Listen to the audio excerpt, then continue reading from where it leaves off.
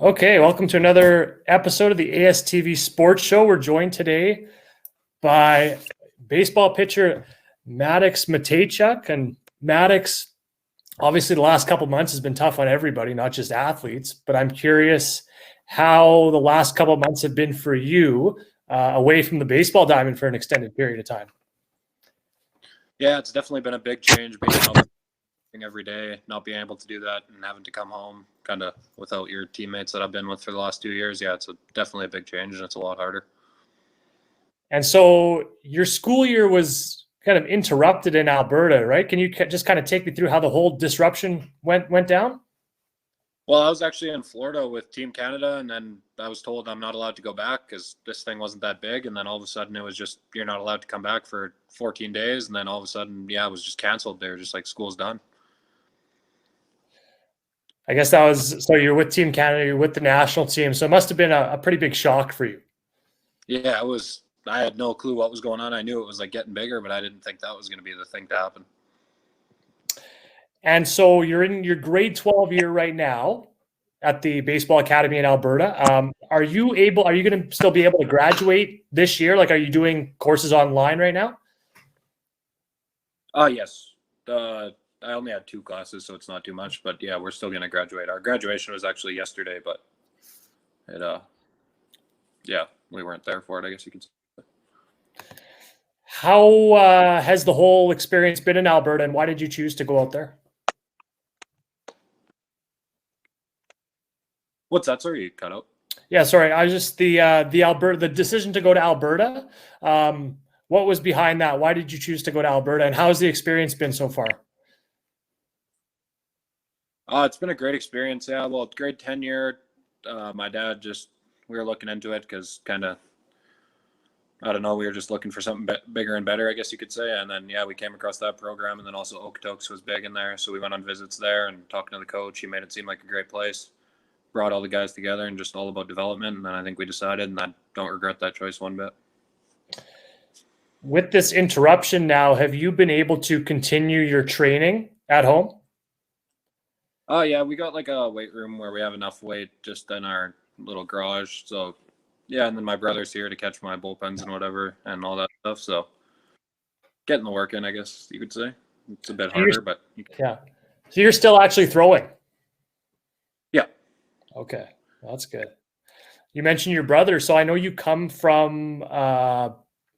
Actually, before we get to your family, let's talk about growing up. You were a multi-sport athlete, so you played hockey and track. What made you decide on baseball ultimately? It was a really tough decision. I always just kind of thought baseball was the way to go. I've always had more potential, I guess you could say, in it. Everyone's kind of told me. Then the grade 10 year, I had a really good season in hockey, which made the decision even tougher. But then overall, we decided baseball was the way to go. And at the Vauxhall program that we thought it was the best for development, and that's where I would succeed the most. You played hockey as well, right? At a pretty high level. You were drafted into the MJHL, so you had a pretty viable second option too with hockey. Yeah, I played AAA for 4 years, I believe it was. So yeah, it definitely was an option as well. Okay, so your family background, you come from a baseball family. Your dad's a Hall of Famer here in Manitoba with Manitoba Baseball Hall of Fame. Just wondering how big of an influence your dad has been on your career. Oh, he's been a huge influence. He's always been there helping if I need to play catch. Even coming home after Vauxhall, he's getting down, sitting on a bucket and trying to catch for me as hard as it is for him. But he makes it work. So, yeah, he's definitely a big influence. And, yeah. Okay, growing up in Dominion City, small town about an hour south of Winnipeg near the U.S. border. What was it like growing up in a small town as an athlete? It's definitely a lot harder to get looked at and a lot harder to get on those bigger teams like the team Manitoba. Obviously, you're driving probably 2-3 hours to Brandon for some tryouts, and it's definitely a lot harder in a small town. There's not many people you can go to, not as many teams around kind of thing. So it's definitely a big difference than if living in the city or whatever. And because you're from like a small community, was it a motivating factor for you to try to maybe beat the odds and try to do big things in baseball as opposed to being from a big city? Yeah, definitely. Like, I guess you could say no one's really gone to me from here, made Team Canada, gone to the T12 tournament. So kind of put the town on the map, I guess you could say, in the sports sense, baseball-wise.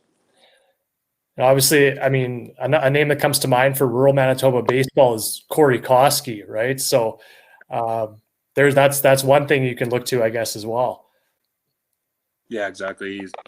We're pretty good family friends with him, so he's been a big influence as well. Oh, is that right? How did that all start? Your family knows his? My dad played with him junior and stuff, and they're really good friends. So yeah, he's Okay. always great with advice and stuff. Just on that note, did you have any players who you idolized growing up? He was obviously one of them, and the Blue Jays pitcher Ricky Romero doesn't pitch anymore, but I always watched him and always just thought it'd be an unreal experience to pitch there, and that just kept the drive going to make it somewhere. Favorite team growing up?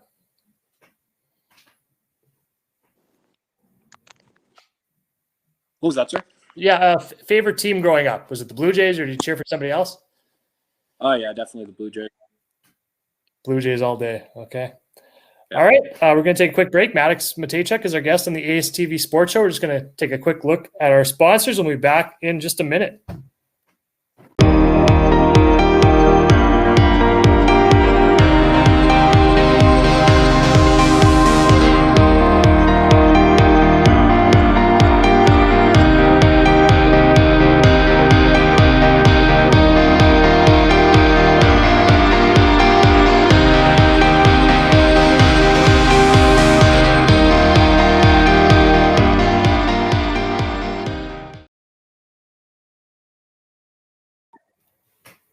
Okay, Maddux, take me through your repertoire of pitches.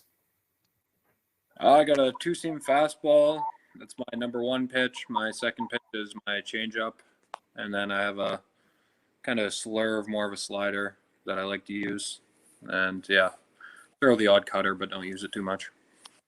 So the two seamers your go-to. What's your velocity at right now? I've been up to 93. I've been sitting around 91 in that range. So you got the fastball, and then have you focused on a certain secondary pitch? You mentioned the slurve, the cut fastball. Have you focused a lot on developing those secondary pitches away from your fastball as well? Yeah, last year was big. I didn't really have a good secondary pitch, and I just worked all the time on my changeup, and then that came along, and now I can command it pretty well, and then now the curveball's coming along as well. So I'm finally getting that second and third pitch where I can command them and use them when I'm behind in the count to get back ahead and stuff. So And I know you always had the fastball velocity growing up, and that got you pretty far, right? But so just in terms of getting to the next level, do you think like having a well-rounded repertoire of pitches is important to keep hitters off balance? yeah, I think it's a really big thing to have. I could use the fastball to blow my hitters, but now the hitters are just getting better and better. So now you have to have that second, third, even fourth pitch to get them out. So it's going to be a key thing to keep working on to get the best of the best out. All right, you mentioned Ricky Romero earlier. Is there a certain pitcher in the majors right now who you look at and say, you know what, I want to model myself after him, or I could see myself? I see a lot of similarities between myself and a pitcher. I've always thought of Jordan Hicks. Throws really hard, good slider. Not great command, but just overall electric arm, I guess you could say. Jordan Hicks, is that Yankees or am I? Cardinals. He's with St. Louis now. Okay, gotcha. Okay, just a few more questions. Just curious about your future. So I know that you accepted a scholarship in Missouri for this year. Tell me about that decision and why you chose to go to school there. Yeah, it was a really long process. Lots of schools in and out, and then they were always there, always saying like, "We'll wait for you, like take your time." So kind of they made me comfortable with able to actually think about my decision. And then yeah, just throughout they just became the number one option, and I think I made the right decision. I'm looking forward to going there.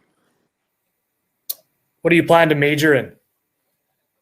I haven't decided yet. We're still trying to figure it out just to see if I end up going to the 4-year university, what it'll take me into there.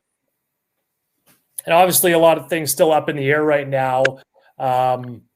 I guess with the uncertainty, is there any kind of concern that the school year won't start on time, or have you communicated with the school on any of that in terms of like the border being closed? I don't think they much either. Like I know they have 14 international players, I believe it is. So I think they're pretty worried too. They'll need the international guys. So I don't think they really know as much more than we do about if the one's going to be on or whatnot. Are you planning on playing there for 4 years? It's a junior college. It's two-year school. But I plan to. Yeah. And so your plans to play 2 years, but I know the Major League Draft is coming up as well. I believe it's next month, but I think they shortened it, right? So where are you at with the draft? Because I know you've been scouted by a few teams already, just in terms of your Major League aspirations. Well, I was really hoping to get drafted when it was still a longer draft, but now that it's 10 rounds, it's going to be a lot harder for high schoolers to get drafted. And it might even go down to 5 rounds, so it'll be even harder then. So I don't know if it happens. I'd be extremely excited and ready to go, but if it does, I'm ready. Got a good college waiting and excited for that too. Would you still be eligible for the draft next season? Yes, at a junior college, you can get drafted either year. And then if I transfer to a 4-year school after those 2 years, I'm good for my 3rd and 4th year also for the draft. Which Major League teams have you communicated with? Any actual teams? I've been filling out a few surveys and stuff earlier in the year. Now it's kind of I'm doing this, and but there's been a decent amount. But right now, I think most people are just trying to figure out what's actually going to go on here with the season and stuff. For sure. You mentioned 14 international players at your college coming up. I mean, is that exciting for you as somebody who's not American, somebody coming from Canada, or maybe the chance to meet players from, do you know where else? Is it South America where they're coming from? Do you have any idea? I think it's mostly coming from Canada. I think they might have it might even be all from Canada. Oh, wow. I mentioned 14 international guys. But yeah, it's definitely, if coming from Canada, it's definitely nice. I know a few guys there. One is one of my really good friends from Vauxhall, who's also definitely going to be more comfortable knowing guys. Yeah. What's your experience been like so far of playing on the national Canadian team? It's been a really crazy experience. Like getting the call, it was, considering coming out of grade 11, I wasn't expecting it, and then kind of just kept working, and everything kept coming together.